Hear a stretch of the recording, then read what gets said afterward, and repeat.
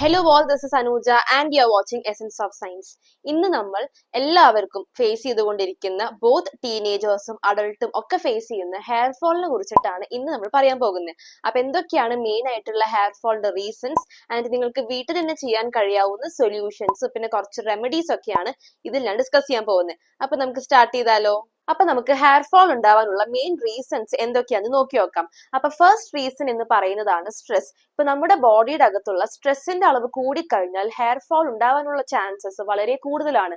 അതുകൊണ്ട് തന്നെയാണ് കഫീന്റെ ഇൻടേക്ക് ഒക്കെ റെഡ്യൂസ് ചെയ്യാൻ വേണ്ടി പറയുന്നത്. കഫീൻ എന്ന് പറയുന്നത് കോഫി ബീൻസിനകത്ത് പ്രസന്റ് ആയിട്ടുള്ള ഒരു കോമ്പൗണ്ട് ആണ്.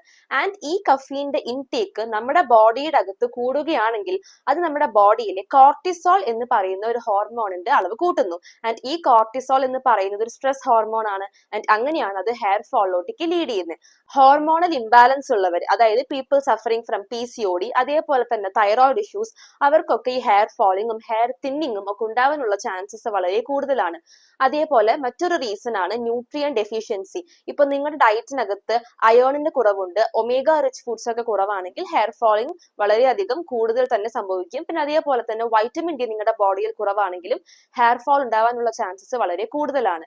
പിന്നെ അതേപോലെ തന്നെ മറ്റൊരു മെയിൻ റീസൺ ആണ് ഇപ്പോൾ എല്ലാവരും നിങ്ങളുടെ ഹെയർ ഇങ്ങനെ മോഡിഫൈ ചെയ്തതിന്റെ ഭാഗമായിട്ട് ഹെയർ കളറിങ്ങും ഹെയർ സ്ട്രാൻഡ്സ് ഹൈലൈറ്റ് ചെയ്യുക, സ്ട്രെയിറ്റൻ ചെയ്യുക ഒക്കെ ചെയ്തുകൊണ്ടേ ഇരിക്കുകയാണ്. ആൻഡ് ഇത് നിങ്ങളുടെ ഹെയറിന് വളരെയധികം ഡാമേജ് ഉണ്ടാക്കുന്നവയാണ്. ഇനിയിപ്പോ നിങ്ങളുടെ ഇൻഫ്ലുവൻസർ ആണ് അങ്ങനെ ഈ ഹെയർ സ്ട്രെയിറ്റനിങ് എന്ന് പറയുന്നത് നിങ്ങളുടെ ലൈഫിന്റെ ഒരു ഭാഗമാണെങ്കിൽ ഹീറ്റ് പ്രൊട്ടക്റ്റന്റ് സ്പ്രേസ് യൂസ് ചെയ്യാൻ വേണ്ടി ശ്രമിക്കുക. മോസ്റ്റ്ലി ഇതൊക്കെ അവോയ്ഡ് ചെയ്യുക തന്നെയാണ് നിങ്ങൾ ചെയ്യേണ്ടത്. അപ്പൊ നമുക്കിനി കുറച്ച് സൊല്യൂഷൻസ് നോക്കി നോക്കാം. ഫസ്റ്റ് തിങ് ഇസ് ദാറ്റ് ഒരു പ്രോപ്പർ ഹെൽത്തി ഡയറ്റ് ഫോളോ ചെയ്യാൻ വേണ്ടി ശ്രമിക്കുക. With all vitamins, omega rich food, അങ്ങനെ എല്ലാ ന്യൂട്രിയൻസും അടങ്ങിയിട്ടുള്ള ഒരു പ്രോപ്പർ ഡയറ്റ് ഫോളോ ചെയ്യാൻ വേണ്ടി ശ്രമിക്കുക. ഇത് നിങ്ങളുടെ ഹെയർ ഫോൾ റെഡ്യൂസ് ചെയ്യാൻ വേണ്ടി ഹെൽപ്പ് ചെയ്യും.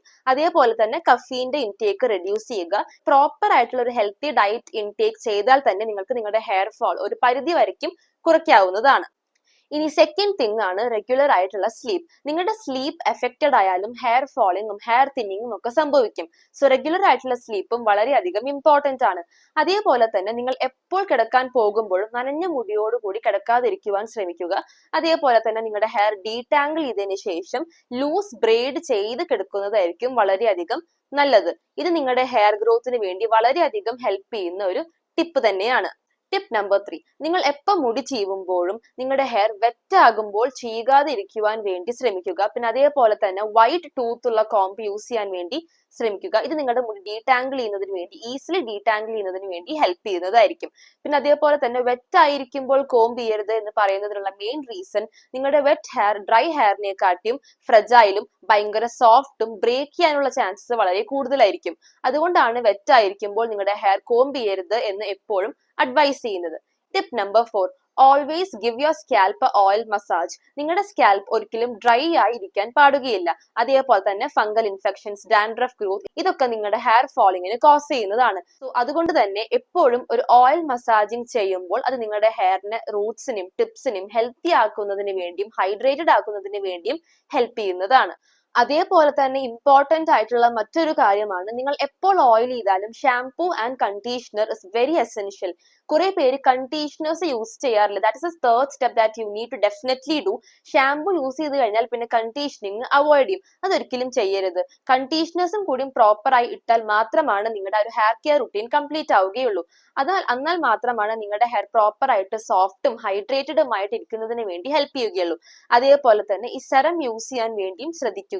ബിക്കോസ് അത് നിങ്ങളുടെ ഈ ഹെയറിന് ഹൈഡ്രേറ്റഡ് ആയിട്ട് ഇരിക്കുന്നതിന് വേണ്ടിയും ഈ സ്പ്ലിറ്റ് എൻഡ്സ് റെഡ്യൂസ് ചെയ്യുന്നതിന് വേണ്ടിയും ശ്രമിക്കുന്നു.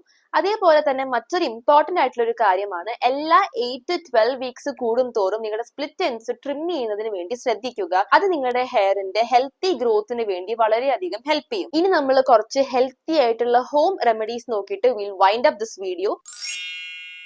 First one is that oiling your hair. ഞാൻ നേരത്തെ മെൻഷൻ ചെയ്ത പോലെ തന്നെ കോക്കനട്ട് ഓയിലും കറി ലീവ്സും നിങ്ങളുടെ ഹെയറിന് വളരെയധികം നല്ലതാണ്. നിങ്ങളുടെ ഹെയർ തിക്കായിട്ട് വളരുന്നതിന് വേണ്ടി ഇത് ഹെൽപ്പ് ചെയ്യുന്നതാണ്. ഓവർ നൈറ്റ് സോക്ക് ചെയ്ത് വെച്ചിട്ടുള്ള ഫെനുഗ്രീക്ക് സീഡ്സ്, അതായത് over night 2 table spoon fenugreek seeds soak ചെയ്ത് വെച്ച് നെക്സ്റ്റ് ഡേ മോർണിംഗ് നിങ്ങൾ അത് ഗ്രൈൻഡ് ചെയ്ത് അത് നിങ്ങളുടെ സ്കാൽപ്പിൽ അപ്ലൈ ചെയ്ത് കഴിഞ്ഞാൽ നിങ്ങളുടെ സ്കാൽപ്പ് ഡ്രൈ ആകാതിരിക്കുന്നതിനും അതേപോലെ തന്നെ റൂട്ട്സും ടിപ്സും ഒക്കെ ഹെൽത്തി ആവുന്നതിന് വേണ്ടിയും ഹെൽപ്പ് ചെയ്യുന്നതാണ്. The next thing is that using a rosemary oil or a castor oil, ഇത് നിങ്ങൾ ആഴ്ചയിൽ ട്വൈസ് യൂസ് ചെയ്യുകയാണെങ്കിൽ നിങ്ങളുടെ ഹെയർ ഹെൽത്തി ആയിട്ട് വളരുന്നതായിരിക്കും. The last step is that using aloe vera gel. ഇതൊക്കെ നിങ്ങൾക്ക് നിങ്ങളുടെ വീട്ടിൽ തന്നെ ഈസിലി ചെയ്യാൻ കഴിയാവുന്ന സാധനങ്ങളാണ് അല്ലെ. ഈ അലോവേറ എല്ലാം നിങ്ങളുടെ ഹെയറിന് വളരെയധികം നല്ലതാണ്. നിങ്ങളുടെ സ്കാൽപ്പ് ഡ്രൈ ആക്കാതിരിക്കുന്നതിനും അതേപോലെ തന്നെ ഡാൻഡ്രഫ് അവോയ്ഡ് ചെയ്യാനും ഈ അലോവേറ ജെൽ ഹെൽപ്പ് ചെയ്യും. ഇതൊരു 30 minutes ഹെയറിൽ അപ്ലൈ ചെയ്തതിന് ശേഷം just rinse it off. And ഇത് ശരിക്കും എഫക്റ്റീവ് ആയിട്ടുള്ള ടിപ്പാണ്. ഞാൻ യൂസ് ചെയ്തുകൊണ്ടിരിക്കുന്ന ഒരു ടിപ്പ് കൂടിയാണിത്. അപ്പോൾ hope this video was helpful. ഇനിയും കുറെ ഇൻഫോർമേറ്റീവ് വീഡിയോസ് ആയിട്ട് വരുന്നതായിരിക്കും. So chill then see you. By.